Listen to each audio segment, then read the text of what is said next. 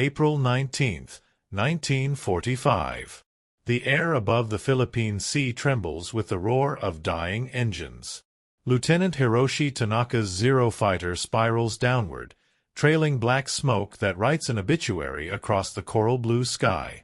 His hands grip the control stick with ceremonial rigidity, the way his grandfather taught him to hold a katana, but the aircraft no longer responds. The instrument panel flickers. Oil sprays across the canopy like calligraphy ink. Below, the USS Intrepid cuts through the Pacific swells, its deck crews already pointing upward at the descending aircraft. Tanaka's mind does not race toward survival. It calculates distance, angle, honor. He reaches toward his waist, fingers brushing the silk-wrapped hilt of his family's sword, 300 years old, forged in Bison Province when the Tokugawa shogunate still ruled Japan. The blade has never tasted defeat. Neither has he. Until now.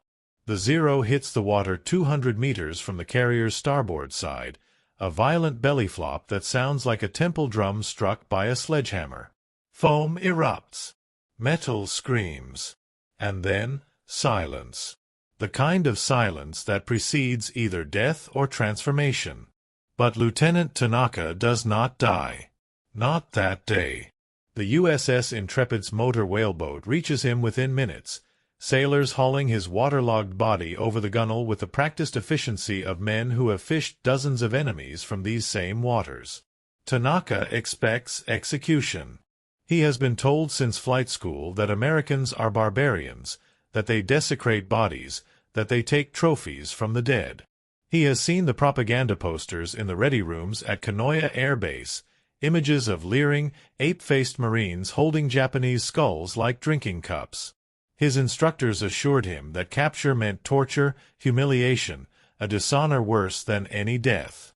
So when the American sailors strip him of his soaked flight suit, when they find a katana strapped to his torso in a waterproof oilcloth sheath, Tanaka closes his eyes and waits for the blade to be thrown into the sea, or worse, kept as some crude souvenir for a Kansas farm boy who wouldn't know a tsuba from a tin can.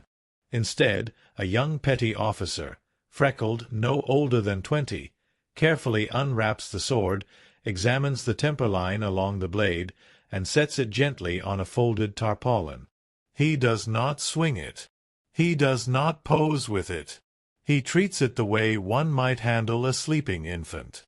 This moment, this incomprehensible act of restraint, becomes the crack in Lieutenant Tanaka's ideological armor.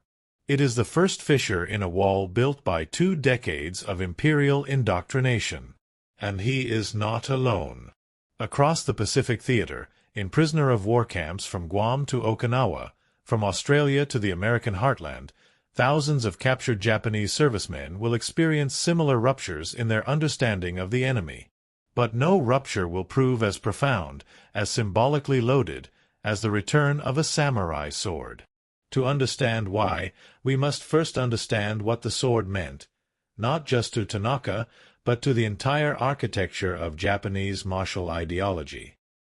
The katana is not merely a weapon in Japanese military culture. It is the soul-made steel. The phrase katana wa bushi no tamashii, the sword is the soul of the samurai, is not poetic exaggeration but literal doctrine, codified in the Bushido Shoshinshu texts of the 17th century and revived with ferocious intensity during the Meiji Restoration. When Japan's military leadership began reconstructing samurai values to serve modern imperialism in the 1880s, the sword became the central icon of that reconstruction. Officers were required to carry blades into battle, even in an age of machine guns and artillery. Pilots strapped shortened katanas, *gunto*, to their flight harnesses, despite the absurdity of a sword in a cockpit, because the blade was understood not as a tool but as an extension of will, lineage, and divine mandate. For men like Tanaka, the sword inherited from his grandfather was a direct link to ancestors who had served daimyos, who had committed seppuku rather than face dishonor, who had believed that death in service to the emperor was the highest form of human existence. The blade was consecrated in Shinto ritual. It bore inscriptions that invoked protective kami. Its presence on Tanaka's body during flight operations was both talisman and testament, a declaration that he carried the weight of his bloodline into every sortie, every strafing run, every kamikaze briefing he had so far avoided. And now it lay on an American ship, in the hands of men he had been taught to despise as subhuman. The sword should have been lost. According to every narrative Tanaka had internalized, American forces collected Japanese military equipment with the indiscriminate greed of scavengers. Stories circulated among captured pilots about GIs prying gold teeth from corpses, about Marines using samurai blades to open ration cans, about swords sold for whiskey rations at backwater supply depots. These stories were not entirely fabricated. War trophy regulations issued by the U.S. War Department in 1944 did permit the retention of enemy equipment as souvenirs, provided the items were properly documented. Thousands of katanas did end up in American attics, mounted above fireplaces in Tacoma and Topeka, divorced from context, reduced to exotic decoration. But something else was happening, too. Something the propaganda had not prepared Tanaka to comprehend. At POW camps across the Pacific, American officers began implementing protocols for the respectful handling of captured Japanese swords. The most striking example emerged at the interrogation center on Oahu, where Commander Otis Carey, a former missionary who spoke fluent Japanese and had lived in Kyoto before the war, instituted a policy that baffled both his superiors and his prisoners. Carey ordered that all confiscated swords be catalogued, preserved, and, when possible, returned to their owners before repatriation. Not as acts of sentimentality, but as calculated psychological strategy. Carey understood what many American commanders did not, that the sword was the keystone of Japanese military identity, and that its respectful treatment could shatter enemy morale more effectively than any interrogation technique. Carey was not alone in this understanding. At Camp McCoy in Wisconsin, at Camp Livingston in Louisiana, at the sprawling POW facility in Angel Island, California, clusters of American personnel, often those with academic backgrounds in Asian studies, or Nisei translators who understood cultural nuance, began advocating for what they termed dignified detention. The concept was controversial. Many American servicemen, especially those who had survived Bataan or Guadalcanal, viewed any kindness toward Japanese prisoners as obscene. They had watched comrades die in jungle ambushes. They had seen the aftermath of banzai charges. They had no interest in respecting enemy swords. Yet the policy persisted, driven not by naive compassion but by pragmatic intelligence work. Information extracted from cooperative prisoners saved American lives. And nothing induced cooperation faster than the return of a family heirloom blade. Lieutenant Tanaka's sword was returned to him on May 3, 1945, 14 days after his capture. He was being held in a makeshift detention facility on Guam, a converted Quonset hut surrounded by barbed wire and board sentries. The camp commandant, a major from Oregon who had taught high school history before the war, summoned Tanaka to his office. An interpreter stood beside the desk. The sword lay between them, still in its oilcloth sheath, apparently untouched. The major spoke in measured English, translated into formal Japanese. "This weapon is your personal property. It does not belong to the United States military. When you are repatriated to Japan, you will take it with you." Tanaka's first emotion was not gratitude. It was suspicion. This had to be a trick. A test. Perhaps the blade had been tampered with, booby-trapped, meant to explode when drawn. Perhaps the Americans wanted to see if he would attempt to use it against his captors, providing justification for harsher treatment. He stared at the major's face, searching for mockery or malice. He found only fatigue. The kind of exhaustion that comes from 3 years of war, from signing too many casualty reports, from trying to make sense of a conflict that had long since stopped making sense. The major slid the sword across the desk. "Your grandfather's name is engraved on the tang," beneath the handle. We had a translator examine it. He said it's from the bison tradition. 18th century. Very valuable. He paused. I imagine you'd like it back. Tanaka's hands trembled as he lifted the sword. The weight was exactly as he remembered. The balance point had not shifted. He drew the blade halfway, muscle memory overriding conscious thought, and checked the hamon, the temper line that proved the steel's authenticity. It was intact, unharmed, still sharp enough to cut silk dropped across the edge. The Americans had not only refrained from damaging it, they had cleaned it. The blade gleamed with a light coat of choji oil, the traditional clove-based preservative used by Japanese sword polishers for centuries. Someone in this camp, or on that carrier deck, had known enough about Nihonto to maintain it properly. This was the moment Lieutenant Tanaka's ideological certainty began to collapse. He had been taught that Americans possessed no culture, no refinement, no honor. That they were materialistic automatons, obsessed with machines and money, incapable of understanding concepts like giri or on, obligation and indebtedness. Yet here was evidence to the contrary. Here was proof that at least some Americans recognized the sword's significance, that they had chosen, deliberately, consciously, to preserve rather than plunder.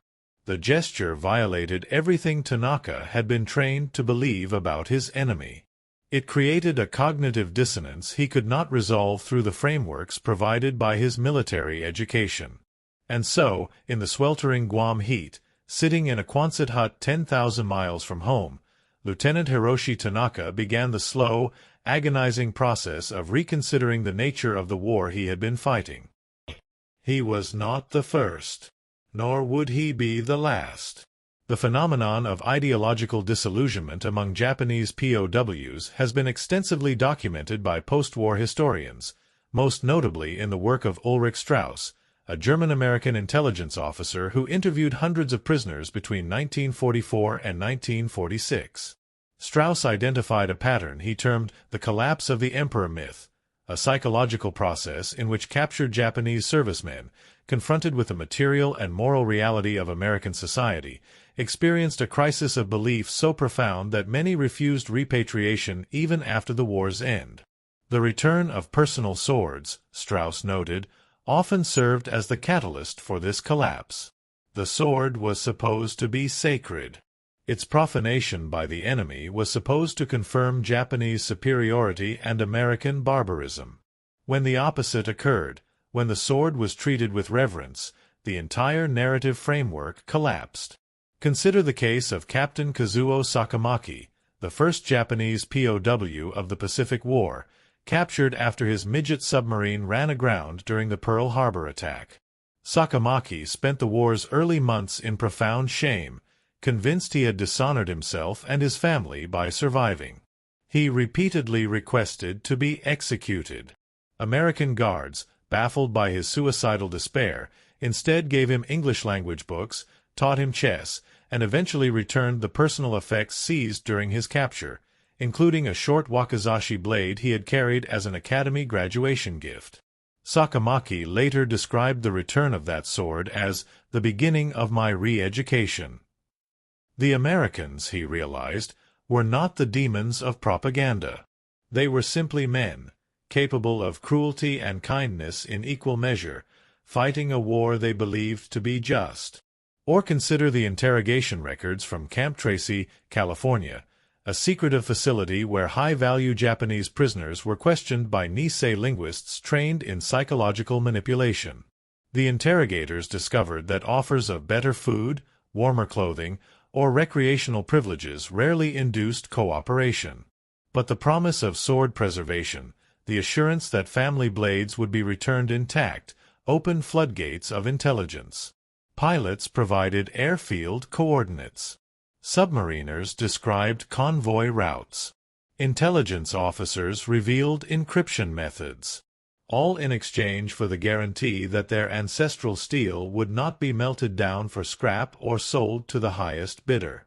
The sword, in other words, became a currency of trust, a bridge between enemies, a symbol that transcended the brutality of the war itself. But the symbolism cut both ways. For the Americans who chose to return these swords, the gesture was not entirely altruistic. It was, in part, a strategic calculation. But it was also something more, a reflection of American self-perception, a performative demonstration of the values the United States claimed to be defending. Democracy, the narrative went, was superior not because it was more ruthless but because it was more humane. The American military machine could afford mercy. It could afford to respect enemy traditions, to treat prisoners as human beings rather than vermin, because American industrial and moral superiority was so overwhelming that such gestures posed no threat. This was the message embedded in every returned sword: we are strong enough to be kind. It was not always true. The Pacific War was stained with atrocities on both sides: Japanese soldiers executed in the field rather than captured, prisoners tortured for intelligence, wounded enemy troops shot rather than treated. The official policy of dignified detention existed alongside the unofficial practice of brutal pragmatism. But the policy existed, nonetheless. And its existence, its codification in military regulations, reflected a deeper American belief in exceptionalism, in the idea that the United States was fighting not just to win territory but to prove the moral legitimacy of its system. The return of the sword became proof of that legitimacy. It was a gesture that could be photographed, documented, cited in communiques and press releases. It demonstrated that American forces, even in the savage crucible of Pacific combat, maintained standards of conduct that their enemies could not match. The propaganda value was immense. Photographs of smiling American officers handing katanas back to solemn Japanese prisoners appeared in Stars and Stripes, in Life magazine, in newsreels screened in theaters from Los Angeles to London. The images told a story. America wins, but America also does the right thing. America is powerful, but America is also just. For men like Lieutenant Tanaka, this narrative was almost unbearable. Because if it was true, if the Americans really were the more honorable force, then everything he had suffered, everything he had sacrificed, every sortie he had flown, had been in service of a lie. The reckoning came slowly. Tanaka spent the remainder of 1945 in detention, first on Guam, then at a larger camp in the Philippines. He was repatriated to Japan in March 1946, sailing into Yokohama harbor aboard a Liberty ship packed with emaciated former soldiers who stared at their homeland's ruins in numb silence. The cities were gone. Tokyo, Osaka, Nagoya, reduced to ash and rubble by incendiary raids. Hiroshima and Nagasaki existed only as radioactive shadows. The emperor had renounced his divinity. The Bushido code that had structured Tanaka's entire adolescence and adulthood was now officially discredited, denounced by the Allied occupation as militaristic indoctrination. And yet Tanaka still carried his sword. It had survived the war intact, preserved by enemy hands, returned by enemy honor. He kept it wrapped in the same oilcloth, stored in the same wooden case his grandfather had commissioned in 1897. He never drew it, never displayed it. The blade remained sheathed, hidden in the back of a closet in his sister's house in Kyoto, because to display it would require him to explain how it had survived, and that explanation would mean admitting that the Americans had shown him a kindness his own military never would have. Tanaka's post-war life was quiet. He worked as a translator for the occupation forces, then as a schoolteacher after the Americans left. He married late, fathered 2 daughters, rarely spoke about the war. In 1968, a journalist researching a book on kamikaze pilots tracked him down and asked about his time in American custody. Tanaka's answer was brief, recorded in the journalist's notes but never published. "They gave me back my grandfather's sword. I did not understand why. I still do not entirely understand. But I know that it changed me. It made me question everything I had been taught to believe. And perhaps that was the most devastating weapon they possessed. Not the bombs, not the carriers, but the simple act of treating us as if we, too, were human. The pattern repeated across thousands of individual stories. At Camp Shelby in Mississippi, a former naval officer named Takashi Yamamoto received his family's Kamakura period tachi blade from an American chaplain who had studied Buddhism at Berkeley before the war. Yamamoto wept openly, the first tears he had shed since his capture. At Camp Carson in Colorado, a fighter pilot named Kenji Sato was reunited with his father's gunto by a Nisei sergeant whose own family was imprisoned at Manzanar. The sergeant said nothing as he handed over the sword, but his eyes conveyed a complexity of emotion, anger, sorrow, solidarity, betrayal, that Sato would spend decades trying to articulate. Not every sword was returned. Not every American officer cared about Japanese cultural artifacts. Not every prisoner was cooperative enough to warrant such gestures. The historical record is messy, incomplete, contradictory. For every Lieutenant Tanaka, there were a dozen nameless pilots whose swords ended up in pawn shops or attic trunks, their stories erased by the war's chaos. But enough swords were returned, enough gestures made, enough prisoners shaken by unexpected mercy, that the phenomenon became a recognized feature of the Pacific POW experience. And the psychological impact was measurable. Studies conducted by the U.S. Strategic Bombing Survey in 1946 found that Japanese prisoners who had experienced respectful treatment, including the return of personal effects, were significantly more likely to express post-war disillusionment with militarism and support for democratic reforms. The sword, once again, proved to be more than metal. It was a catalyst, a symbolic key that unlocked doors the propaganda machine had welded shut. There is a museum in Kyoto now, small and under-visited, dedicated to the personal effects of Pacific War veterans. In one glass case, mounted on black velvet, rests a katana with a blade length of 27 inches, forged in Bison Province circa 1750, owned by the Tanaka family for 8 generations. The placard beside it is brief.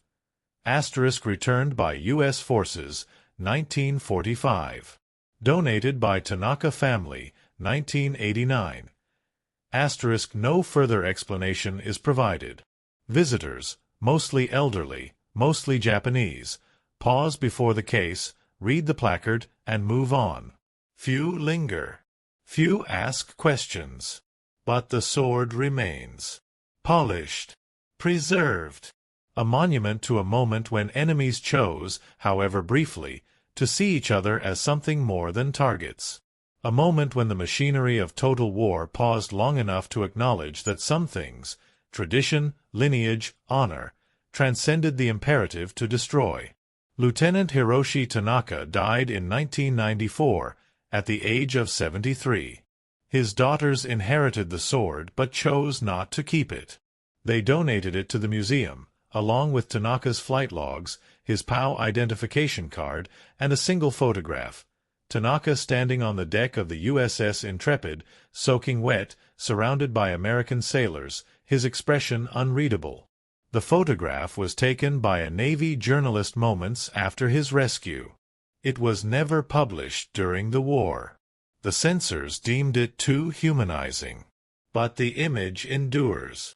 And in it, if you look closely, you can see the outline of the oilcloth sheath strapped to Tanaka's torso, the sword still secured, still intact, waiting to be handed back to the man who thought he would never hold it again. This is the truth about war that propaganda cannot erase, that humanity persists even in the crucible of industrialized slaughter.